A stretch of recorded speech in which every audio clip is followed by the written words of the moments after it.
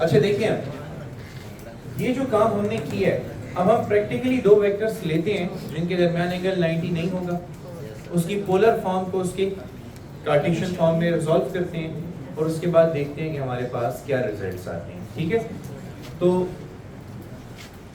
फर्ज कीजिए आपको एक वेक्टर v1 गिवन है जिसका मैग्नीट्यूड है 100 और वो एक्ट कर रहा है 30 डिग्री के एंगल पे।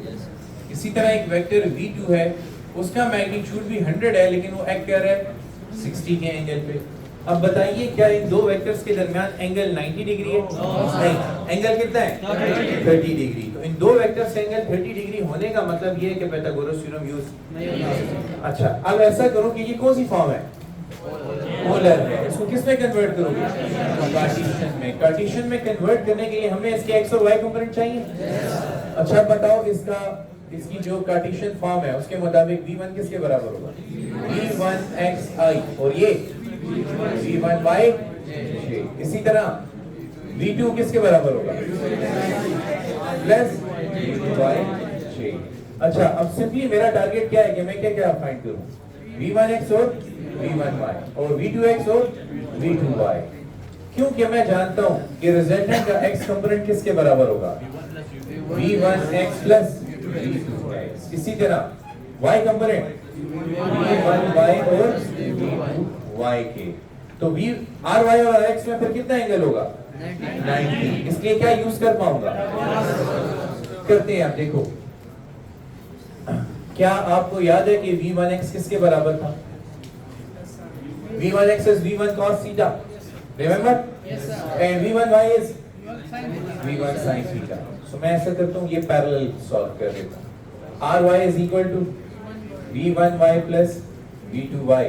अच्छा, अब इसमें वैल्यू ऐड करो। rx is equal to v1x की जगह v1 cos theta 1 और v2 की जगह v2 cos theta 2। Clear? Yes sir. अब बताओ, एक स्टूडेंट कैलकुलेटर रेडी रखे फिर, वैसे जरूरत नहीं पड़ेगी लेकिन स्टिल। v1 की क्या वैल्यू है? मैग्नीट्यूड कितना है? 100 है और थीटा 1 30 है प्लस v2 100 और cos 30 cos थीटा 2 is तो cos 60। ओके, इधर देखो, rx is equal to 100 into cos 30 866 plus cos 60 is 1 by 2 0.5। अब अगर मैं इसकी वैल्यू कैलकुलेट करूं तो ये आ जाएगा 866 प्लस 50। The result is 960।